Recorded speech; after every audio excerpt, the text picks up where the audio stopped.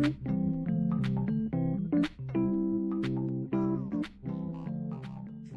is the Aces Up Your Sleeve podcast, and we're the Aces Up Your Sleeve in relationships, from romantic to workplace, parental to platonic, your relationship with yourself, and everything in between. Let us, two autistic, aspect, kinky therapists, be your secret weapon in neurodivergent life. And here's your disclaimer. This is not therapy or therapeutic advice, and we're not on the clock. What you'll hear are our thoughts on different topics, what we might do in your shoes, and how we've supported others through similar situations.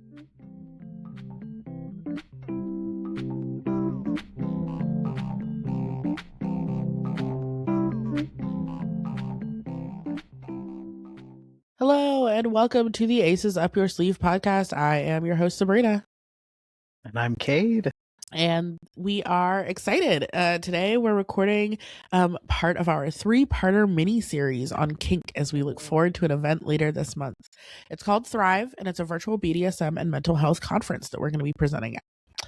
It's from May 29th to May 31st, all online, and it's by donation. Your donation towards your ticket ends up going right to the volunteer staff and the presenters. Find out more info at thrivevirtualcon.com. Link to the show notes. Our topic that we are presenting on is autism and age play, embracing sensory joy. And that'll be on May 30th at 11 a.m. Pacific time. We're hoping to have a big free handout for attendees, but it will also be available for purchase later.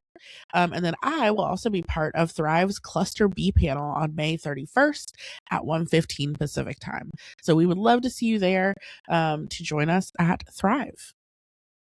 Yeah, and if you can't make it, hopefully this mini-series gives you a little bit of a feel for what might get discussed there. But I find that each year, and I've gone a couple years now, their topics are so varied and the presenters have such different lived experiences that it's kind of cool to hear it directly from everyone who's there. Yeah, absolutely. I know that I am very excited for some of the panels this year, and a little annoyed that they put some panels at the same time as others, because I'm I think they have 3 rooms going at any one time. And so there's just absolutely so much content.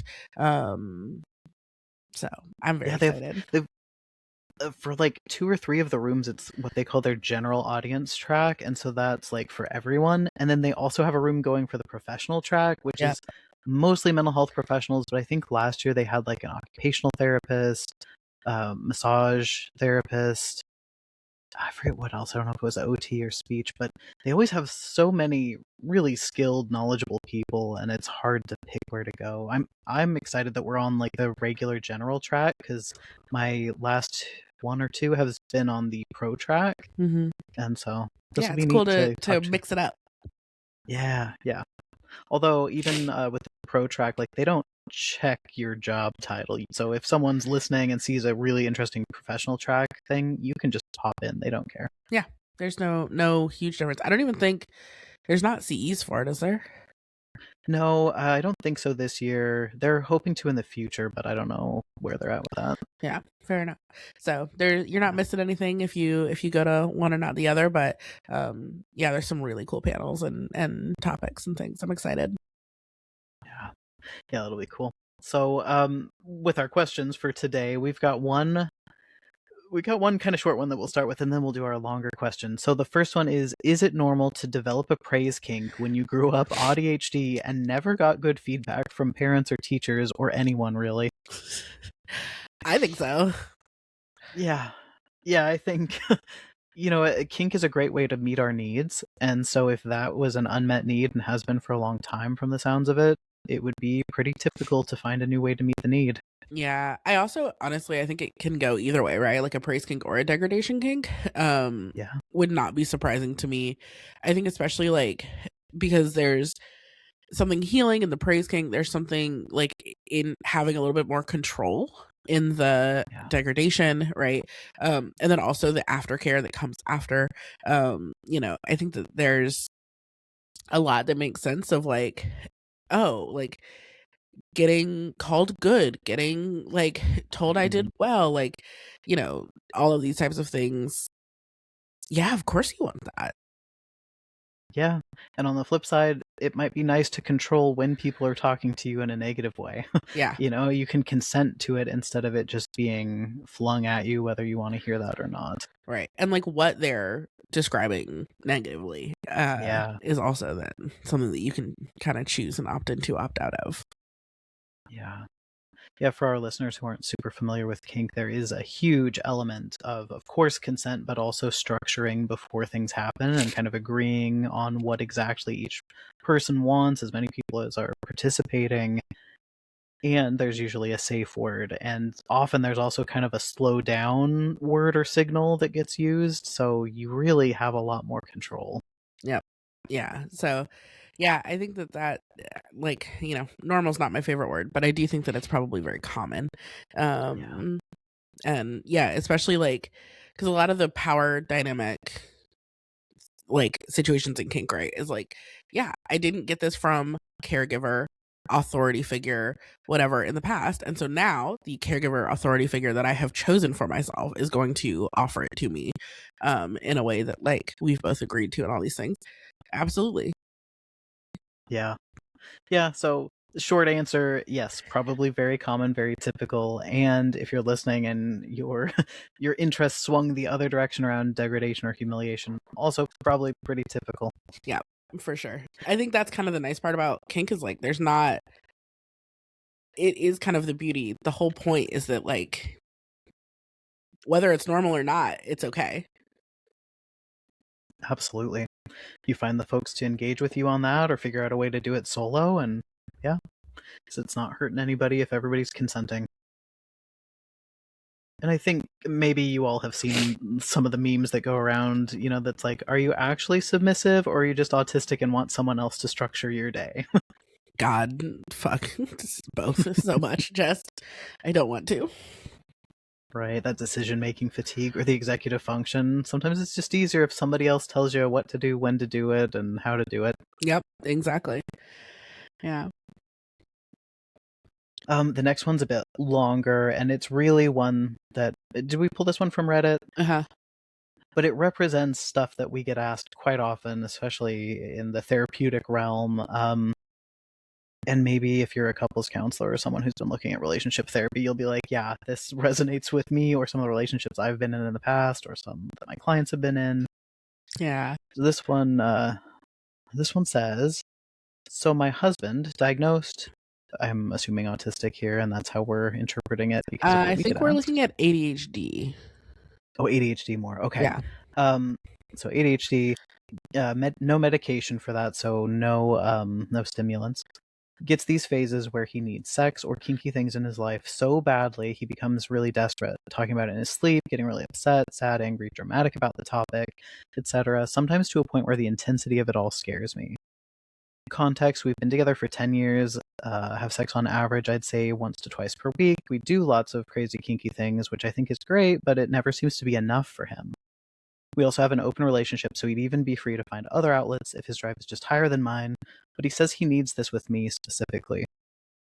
The only other situations where I see him getting that intense are when he hyperfocuses on certain problems. So I'm wondering if hyperfocusing on sexual needs is a thing that happens for people with ADHD. If so, what could be done about it? And then there's a little PS. Lately, he's worked on some self-reflection and communication skills, which helps so much, mostly because he's a bit more at ease, and he's not always it's not always a catastrophe to him if I don't want to do something kinky or have sex, but it's still not easy, and it's creating a lot of pressure for me. Yeah, which I think that PS is something that we'll hone in on specifically, but does seem to touch on something a little different than what the original question is asking. Yeah, there's so many layers here of things that could be at play and routes you could take this. If you're going through something similar, just know you're not alone. This stuff gets talked about a lot, especially through the lens of like libido or sex drive discrepancy, as well as actual sexual interest discrepancy or differences. Very common.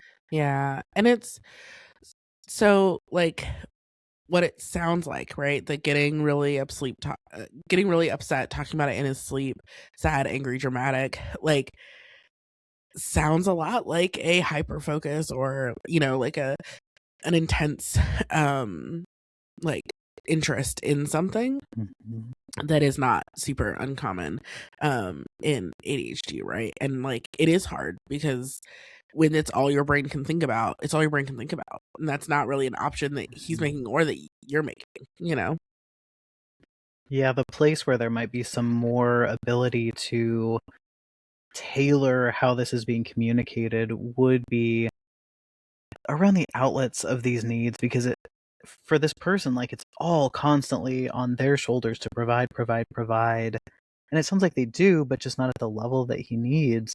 And he's lashing out instead of finding other outlets. He says it has to be this partner. That's tough. Yeah. Yeah. It's interesting too, like, different people, like the word a lot, it means nothing. Like that's not a unit of measurement that's functional, because what one person views as a lot, the other person views as a little. And there's nothing wrong with either view. But it is going to lead to like really conflicting needs. Yeah. Especially in situations like this where this person is saying, like, we do lots of crazy kinky things. We have sex once to twice per week. Some people would consider that a lot. Yeah. And other people would consider that the bare minimum. Right. Exactly. And it's tough to know with this question. Usually when I'm getting asked, there is also a discrepancy of what they consider crazy kinky things. Whereas one partner is like, yeah, I used to be really vanilla, and so now that we do some spanking and getting tied up, like, that's pretty dang kinky and probably as far as I can go. And the other partner's like, okay, we're at like the baby steps of we just started and I want us to get to this other place. Yeah. That usually the other person would that would be like a hard limit. Yeah. It is, the thing is, like, I'm glad that the PS says that he's working on communication skills. I hope that you are also working on communication skills, because like communication skills can never be one-sided. It takes two to communicate, at least. You know, especially with each other. Right, with each other. And so, you know, that trying to figure out, like, you're saying that you're doing lots of kinky things. Does he agree?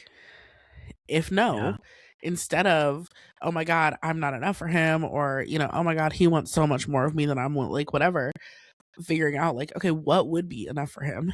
And then how do y'all move forward with knowing that it is too much for you and not enough for him? Yeah, the pressure put on you too is tough, like saying that it has to be you specifically, even though you all have an open relationship. That could be some work that he does, because there are a lot of kinks you can do for yourself. You can do with a consenting friend. It doesn't necessarily have to be a whole partner if that's not what he's looking for. Like, there's many ways to define partner in this scenario. Yeah. And hypersexuality is not super uncommon for ADHDers. You know, we've got an impulsivity and hyperactivity, and like a lot of us are very sensory seeking, and sex is a lot of sensory experience, right? Yeah. Ideally Kink pleasurable. Is too. Yeah, kink is as well. And so, you know, it's not super uncommon at all for folks to have a hyper focus or hyper interest in sexuality. Yeah. And it doesn't mean that you should be the only outlet for that interest. Yes. I don't think that's fair. I don't think that's fair to put anything all on one. Like, well, Sabrina, I really need to eat every day, 3 times a day, if not more, but you're the only one I trust to cook for me. Yeah. Like, that is so much pressure. It's so much pressure, especially when, like, okay, so are you going to pay me to be your personal chef? Right. And yeah, right, because I only like really specific, intricate things as well. They so can't I need be you to reheated, like, so you have to make them fresh every time. yeah, like, no. that would be on me to work with probably a dietitian and figure out what other options are there that are similar to what Sabrina's able to cook for me sometimes, so that I'm not being like, hey, all these meals all on you every day forever. Right. Yeah, I do think it sounds like y'all like explored poly, and you know, he says he needs it with you.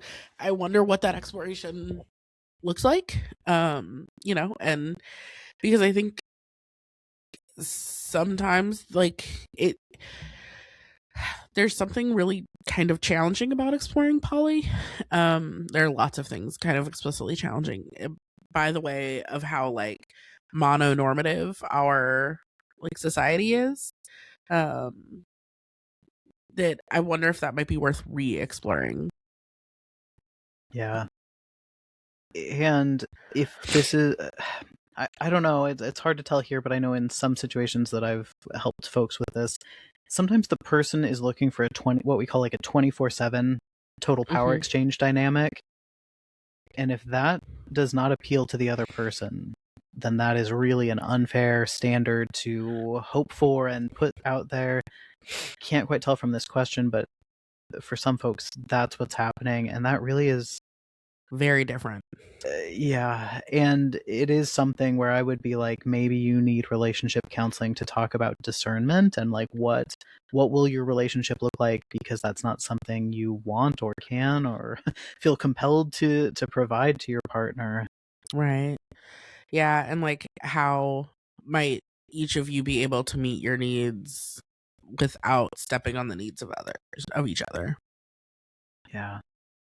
Yeah, so the question around hyperfocus, I think Sabrina did a great job answering. Like, yeah, there's many reasons. It could be the sensory side. It could be that it's just so interesting. It's also a very taboo thing, which can sometimes draw us in to figure out, like, why is this? Why does this get so many people interested? And what parts of me is this intriguing? Yeah. Yeah, I also like sometimes up to a point that like the intensity of it all scares me. You know, I think that that's also something to explore. Like, not that you need to change anything about the fact that you're scared about it, but that if you're interested in figuring out, like, what about this intensity scares me? Is there something about my fear of the intensity that is like provocative to my partner? You know, not that he's like, oh, you know, I want you to be scared in like a negative way, but that like sometimes that's part of it. And so, you know, does that then hype up his intensity? And then that like there's like a push and pull dynamic that can sometimes happen. And knowing that that's happening is important. It might be that neither one of you knows that it's happening. If it is happening, it might also not be happening. But like it sounds like there's some really specific things here to talk directly to him about. And to figure out for yourself, like, just in general, what is it about that intensity that scares you? Is it that he's going to ask me to do all these things and I don't want to? Is it like he's going to leave me if I don't? Is it I don't know what I'm going to end up comfortable with, or I might find that I'm more comfortable with things that I don't want to be comfortable with, right? That I might actually like things that I don't logically want to like, which I think is a big thing with kink as well, that are all worth exploring. And speaking to him or the partner, and you know, if a listener is listening and wants to share this with their partner, in regards to that highly emotional response when you're getting told no, or that your partner can't provide that certain kink for you in that moment or at all, I would encourage you to kind of look inward, like, what is under that? Is it some rejection sensitivity? Is it that this is the one place in your life you feel you have control in the dynamic or can let go of control? And so when they say no, you're stuck in that same role you're always stuck in, and it's just so distressing. Yeah. Is it the sensory side, like you really physically need to have certain sensations happening or doing certain sensations? Pinpoint what that is, because that's going to help you figure out how else you can meet it without putting so much pressure on your relationship. Yep. Yeah, I think that goes to the PS. You know, he's working on self-reflection, communication, which helps, but he's a bit more at ease, and it's not always a catastrophe to him if I don't want to do something kinky or have sex. The fact that it felt like a catastrophe before does hint at some form of a rejection sensitivity, or maybe even some like feelings of shame, or you know, abandonment, or something like that, that is definitely like worth continuing to explore. I'm glad that he is working on that already. I think it's important to remember that like ADHD often comes with some form of like, if someone says no to me, it's because I'm the worst person ever and everybody hates me, and you know, all of these things. And then for something like this that's so taboo, that there's like extra layers in that too. I forget the stat, but there is something that says I think by third grade, ADHDers get like X% more negative feedback than their peers, and it's a high number. It's like double digits, I think over 50%. Yeah, even just like asking for, like, I remember feedback that I got so often that I'm sure I've talked about and we'll talk about again is like does anyone else have any like answer to this or thoughts on this or whatever?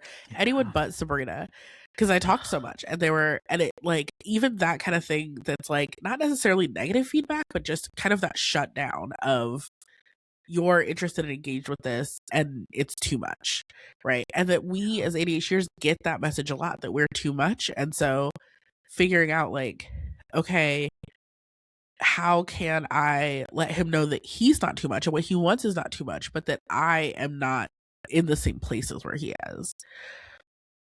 absolutely. And I always wonder too about relationship patterns. So kind of like you're Yeah. saying, you got that feedback from other people, kind of that subtle, it's passive feedback because you're hearing it, it's not direct to you necessarily.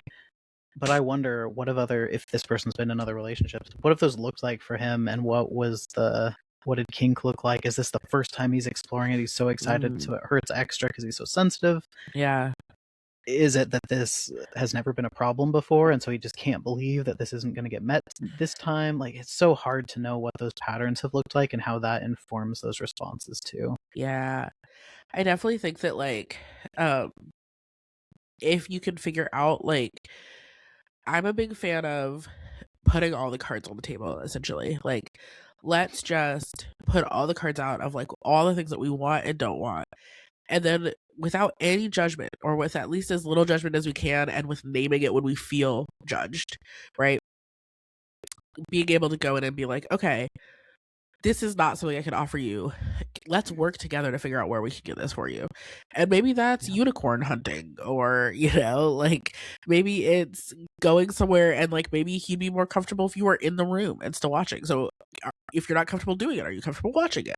Like, maybe he'd be okay if you like co-domed if it's a dom situation or like something like that where having you somewhat involved, but not involved in a way that you're not interested in, like those types of things may or may not be something that like seeing if you can find that middle ground. Strong suggestions. Yeah, there might be some brainstorming to be done in that relationship around what else could we do. Especially as he's working on his own self-reflection, he might be able to think of some more alternatives slowly over time. Yeah, it's tough. That's a hard situation, and in this question, and usually when I'm talking to folks, the rest of the relationship is so good, and this is like the sticking point. Yes. So hopefully this can get figured out for folks who are going through it. There is a lot of misinformation out there, so maybe we should do a little disclaimer. If you go to Google it, like hypersexuality, get that term. Some people use it in an affirming way, and others are using it in like a derogatory, we gotta fix this kind of way. A lot of these things also get mixed in with like sex addiction, porn addiction, and we're trying to move away from looking at those things through an addiction model. And really, with an ADHD or an autistic person, there's so many like rich ways to get curious about what's under this that don't oversimplify or put it right into the same narrative as everybody else's stuff. Yep. Yeah, I think as much non-judgment as can be had. I mean, like that's true for anyone, but especially with ADHD, there is so much like we have experienced so much judgment and we have experienced so much negative feedback and we have experienced rejection and all these things. And then, you know, rejection sensitivity is heightened, whether that's from having experienced it so much or whatever, that there is then a really challenging like wall to get through, you know. Yeah, I agree. Well, I know our answer's a little bit short on this one, but we'll go continue the conversation over on upping the ante. And luckily, with that one being a little more behind the gate, maybe we can go deeper onto some of the more sexual questions that we've gotten asked. And if anybody's listening and has questions, we would love to talk about these topics. We don't always talk about them because we tend not to get a ton of questions about it, but that is something we're happy to share more about and kind of be that representation to help normalize that these are totally common questions for autistic people, ADHDers, AuDHDers. Yeah, I would also say, just to kind of wrap this last question out a little bit, being willing to like start the conversation more often yourself so that he maybe feels less pressure to be the one starting it.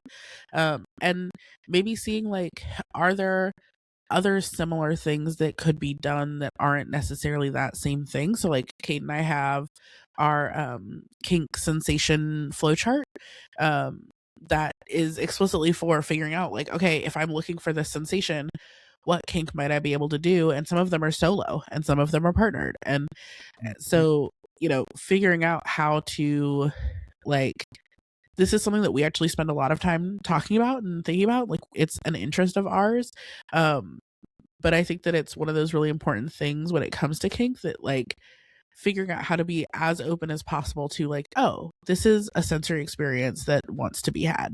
How do I meet that more so than like, oh my God, sex crazed, kind of mindset. And so, yeah, we would love to keep talking about this topic and trying to help folks because there is a wonderful world of kink out there. And there's so much interplay with mental health and with neurodivergence and queerness and all these different things that we think it's really important.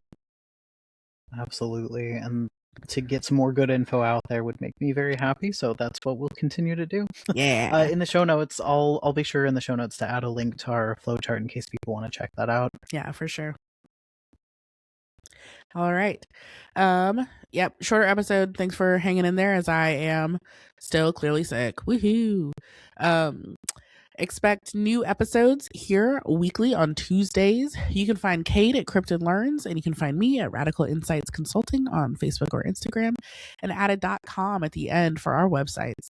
You can follow the podcast on Facebook or Instagram at Aces Up Your Sleeve Pod so you can interact with us and see when new episodes release.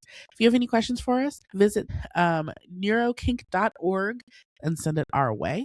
We're going to jump over to Patreon to record Upping the Ante, our exclusive bonus content. It's over at patreon.com/Aces Up Your Sleeve podcast. But you can also listen to it wherever you stream once you join our Patreon. Membership tiers start as low as $4 on the site. Talk to you soon.